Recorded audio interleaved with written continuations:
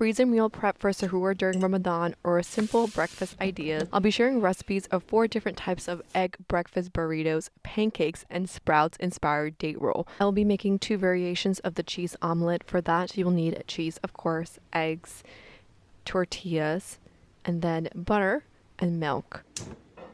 I am going to go ahead and heat up all the tortillas. I'm making 6 in total. The Nature's Promise brand, for some reason, they get stuck together, so I'm just going to be pulling them apart in this next clip and then heat them up while I make the omelets.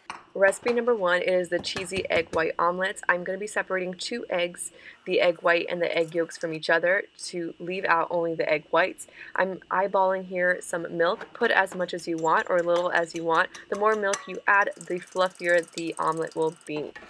I am also multitasking by putting in, warming up these tortillas. Recipe number 2, it is the cheesy omelets. So this is a whole eggs. Going to be using 2 whole eggs here and then eyeballing some milk. Again, more milk means more fluffy, less milk means less fluffy. After you mix that up, just heating up the pan, making sure those tortillas don't get burnt. Very, very important step, it is to make sure the butter is all over the pan, because if you don't do that, the egg most likely sticks to the pan and you don't want a scrambled egg, we want omelets. So just putting the egg white mixture on the pan. And I have this lid I use from another pot. And I just like to put this on top on somewhat of a low heat to let the egg kind of cook fully. And I just love this trick. I forget where I learned it from, but I think it works wonders. Sometimes what happens is the eggs has this little bubble. You can just poke into it and it will just rise down. The reason why you need a lot of butter is to make sure it doesn't stick, and that's why I kind of go around the edges. This egg white omelet with the milk was very soft, and it's always already breaking apart. So what I thought was I can just move it to this pan here, and I just flipped it over. And it was cooking so fast that I had to really watch it, and thankfully it was like done in a matter of seconds. And look how amazing this looks. It was, I don't know, I just can't wait to try this. I haven't tried this before, but it's probably going to taste delicious. Next one is, again, buttering up the pan as much as want. I didn't put all that butter, I did take that out. Put in the next omelet, which is the 2 whole eggs with some milk, and I'm watching this egg white omelet. And I believe this is done, so I'm taking it out, and it was actually falling apart. Oh no. So I flipped it in half, and I put it, and it was still falling apart. And what I'm doing here, I'm letting these omelets kind of air out for later, so then when I do wrap them up in foil to freeze them, they are not going to be kind of like hot. This omelet is ready to be flipped, and look how gorgeous that looks. That is not burnt. It is actually perfectly ready. Omelet number 3, it is the Desi / spicy omelet. What you need is cilantro, sweet pepper, eggs, butter, onions, white flour tortillas, some spices, red pepper, and salt. And I actually recorded a video on this before. I'll leave it in the description down below if you are interested. It's a little bit more detailed than this one. I do leave out some tips in this, like how to cut this pepper by using a mom hack of using scissors and just cutting it through. I'm going to share it in that video, and I'm just kind of fast forwarding through here. It's kind of self-explanatory, but if you want that full explanation, I will leave it in the description down below. And this just saves so much time of, rather than getting out a board and a knife, I could just use scissors. Now I'm trying to figure out how much cilantro I need. I kind of eyeball these ingredients. This seems like a good amount, and so here I am kind of plucking them one by one and putting them in this strainer. I actually did wash these already, but I noticed there was some dirt on it, so after plucking them, I gave them another rinse, and then they were ready to be cut in just the next clip. This is the amount I took out. Next is putting the onions. These started to thaw, so I had to be really quick and put them using a tablespoon. I believe I did 1.5 tablespoons of onions in both bowls. You can put as much as you want or as little as you want of any of these ingredients, even the spices. But this is the amount I like to do. I did 1/4 of a teaspoon of both red pepper and salt, and that's what I'm doing here. I think on the right hand side I kind of put a little bit more red pepper, but it's all good, we'll be fine. And of course you have to put in the salt. I learned this trick from my sister is you should put equal salt and red pepper in your cooking. So it works and I do it. Now coming to the cilantro, I am putting it, really holding it really tightly in my hands and just kind of cutting it. And then now we're just gonna whisk it up. Putting it in the pan, using the lid trick to let it cook. Here is after I flipped it, and it looks so good. Next omelet, it is the spinach and mushroom omelet. This used to be my absolute favorite. All you need is pre-cut spinach, or you can buy whole, mushrooms, eggs, butter, of course, onions, and tortilla. After heating the pan, what you will need is to put some butter. I love the combination of Kerrygold butter and the onions. It makes the whole room smell so good. I just want to go and eat this right now. You're going to let them brown a little bit, and then after that, you're going to start putting in the mushrooms. And you can, again, put as much as you want or as little as you want.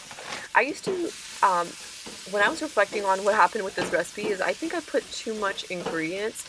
I used to make this recipe with 3 eggs, but today I'm making everything with 2 eggs. So just keep in mind that you might want to lessen some of these ingredients. Then I put in a separate bowl. How I measure it out, I use this tiny bowl, and I put spinach, and then you'll know the mushrooms are ready once they slightly brown. Then I'll add in the spinach. The spinach cooks really fast, so you have to watch it. Once it is done cooking, I like to put it in a separate bowl, and the reason why I like to do this is because I like to cut it. I like to cut the spinach, I like to cut the mushrooms. I don't know, it just makes it easier not only to eat, but I don't know, I feel like it's more flavorful. And by the way, this recipe does not require any spices. The butter, onions, spinach, and the mushrooms by itself is it. Look how thick this got, like I was saying before. You could put in an extra egg or just lessen the ingredients. Look how beautiful that looks. I can't wait to eat this. Here's the flip. By the way, if you are a paratha person and you don't like tortillas, you can always supplement the tortillas with parathas. Next recipe I'm trying out for freeze. It is these protein pancakes by Kodak. Usually I make this in the mornings, but I really wanted to try this out. So what I'm doing here is I am doing half a cup just to try it out. This is what I do in the mornings. And then I like to put in milk instead of water. Do whatever you like. Remember, I'm just sharing what I like to do. And I'll just keep putting in milk. And in the next clip after this, I will show you the consistency it should be having.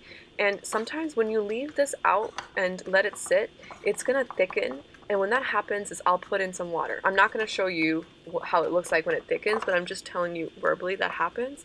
Don't get worried, just put in some water. I like to eat blueberry pancakes in the morning, but for the sake of this freezing recipe, I'm making 6 mini pancakes that are plain, and then the last 2 pancakes I'm putting in blueberries, which I've washed. And the reason why I put milk is it adds more protein, and I prefer this half a cup serving, which is 220 calories, which is actually much better than their pre-made waffles. And I can control the amount of milk I put in there. So I'm just kind of making these, and I'm just kind of excited to eat these. And the reason I'm making this video is because making eggs in the morning takes a long time, and even making this pancakes takes a long time. So I just wanted to kind of pre-make all this for the month of Ramadan to kind of make things a little bit easier for me. And I know there's some issue going on with like eggs, so I only was able to make a dozen of eggs, which is still a lot of eggs, by the way. I'm probably going to be kind of doing oatmeal eggs, kind of doing that kind of cycle in the mornings. So one day oatmeal, one day eggs. And I'm going to try out these pancakes. Hopefully these freezer pancakes taste delicious. Here is another breakfast idea. I love my oats in the morning. I prefer the Bob's Red Mill organic quick cooking oats, rolled oats. And the reason why I like them is you can cook them in less than 2 minutes on the pan. I like to do the 1 serving, which only requires half a cup of oats, 1 cup of water, and I don't do the pinch of salt, and they still taste delicious. If you wanted to save even more time so you don't have to wash dishes, you can do microwave. I haven't tried the microwave version of this. I know I prefer the making them on the stove top. last time I was in the market, they didn't have this brand, so I had to pick up this one. This tastes fine. You can get by, but the flavor of this is so much more delicious, so I prefer this one. After my oats are done cooking, I like to put in a half a tablespoon of flaxseed just to add a little bit more flavor, and I know this has a lot of benefits, so I like to do that. And then once this is done, I like to put in some blueberries, and it tastes great. It's great for the person that likes a light breakfast and something that doesn't taste as flavorful, and I know I'm that, especially in the month of fasting, when in the mornings I don't like lots of flavors and heavy things. This is perfect for that. This next recipe, I was inspired by Sprouts. They have these date rolls, and I really wanted to make them myself. So all you need here is coconut chips. Almonds are optional. If you can't eat them, I totally get it. Dates, of course, a blender, and parchment paper, and that's all you need, and a knife and a board. These dates were already pitted, but I wanted to make sure that they didn't have anything inside, so I'm kind of looking through them to make sure they're clean. If I need to wash them, by the way, I did not end up washing them. I just blended them because they were all clean. Starting off with all of the dry ingredients with the coconut chips, I realized later that I used actually way too much. I would use 1/3 of this amount because I'm eyeballing all of this my first time making it. Remember, I'm inspired by the Sprouts date rolls, which can be kind of pricey, so I wanted to try them at home. And by the way, they taste exactly like them. And here I have more control of how much and how little I put. After they're blended, it should be a little bit grainy like this, and it gives a nice flavor. Next is almonds. Use as little and as much as you want. Again, I'm eyeballing this. That was a good amount of chunkiness because I did want to kind of bite into it. Next is blending up the dates. Just putting all of them in here, and that's how it should look. I did use a spoon because it started coming up, and so I would push it down and keep blending it until I liked it, and then I did taste it, and it tastes really good. After that is done, taking out some parchment paper, just a good amount, and putting it on a tray, and taking out the dates mixture and putting it on the parchment paper. And the parchment paper, what it would do for us is actually going to help us because the date mix is pretty sticky, and it's going to help us mold. Here I'm separating it into different piles because one of them is just going to be pure coconut, and the other one is going to be a mixture of almonds and coconut. And I'm making them into like a kebab size. And what I realized is pressing them like really tightly with the parchment paper is actually what keeps it together. Because I was kind of struggling later. I used the coconuts and I was like spreading it and I was like pressing it down. Don't do that. Literally just put the coconut down and then roll it in and like press it with the parchment paper like this. No, don't do this. Future me, don't do this because it kind of falls off and it's not getting stuck together as much. There, I fast forwarded it for us. But if you're kind of pushing it like this is the best because they're actually sticking to the roll. I'm doing the sides, of course, because you can't forget that. And once that is done, we're going to go ahead and put this in the fridge. Look how beautiful that looks. I'm going to go ahead and put that to the side and make the next one. The next one, it is the almond and the coconut. By the way, I used the whole bowl, and I put the whole bowl later. I don't think I have a clip of that, but I just kind of like roll it in, and then I'm making the whole like kebab size. This could have been a little bit thinner, but it's all good. And then this is what I learned, that I need to keep just doing this. I don't know if I fast forward this clip, but I'm also making, later, I'm also making the top layer, which I put more coconut and more almonds on top, and it looks absolutely beautiful. Also, I think I did skip it because I'm doing it now, and this is the top. So I wanted like an extra on the top. And I did try these. These taste so good. You should try it. And again, they're simple 2 ingredients, simple 3 ingredients if you add the almonds. And they're really healthy. You can even eat this outside of Ramadan. They give you a boost of energy, and they're really good for you, and you control the ingredients. So you know exactly what you're putting in your body. So I'm folding up the parchment paper, putting them on a plate because we are going to go ahead and put them in the fridge to let them kind of harden. The more you put them, the more they'll harden. And then I'm just going to be cutting them. Because my dates were in the fridge, after I'm done cutting this and plating for the thumbnail, I'm going to plate some of these for the thumbnail. I am putting them in a little container because I'm going to put them back in the fridge, and they'll be fine. They're probably going to last for a while, so that's good. And again, you can make different varieties of these. You can put different nuts. You can put coconut or no coconut. You can just make them plain. Um, and I think this is a great idea. Like if your dates get hardened, this is a great way of making them soft because the blender kind of chops them up for you and makes them softer.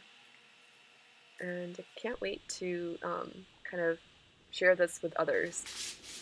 Now I'm actually going to be wrapping up all of the burritos. This is the whole egg omelet with the milk, and we're gonna now this is when we're gonna add the cheese. I have two different cheeses. I prefer the red packaging, the Sargento, I think that's what it's called. I forget. I don't know the full name. Anyways, I prefer that, but the other mix I'm trying to finish, so I kind of mix them together. And I am labeling the foil so I know what they are. The other cheesy omelet is the egg white omelet, so I'm mixing the cheeses again and just like kind of wrapping them up. And here is a montage of me just rolling up these omelets. So I have 3 cheesy omelets, 2 spicy omelets, and 1 mushroom and spinach omelet. And now, because this is a freezer video, we are going to be packaging them for the freezer. And I'm also going to be packaging my pancakes. I let them air dry, took the thumbnail and so forth. And that's about it. I'm going to be putting them next in the freezer. And hopefully you enjoyed this video. If you did, make sure you hit the like button. And if you found any value, go ahead and share it with someone. And until next time.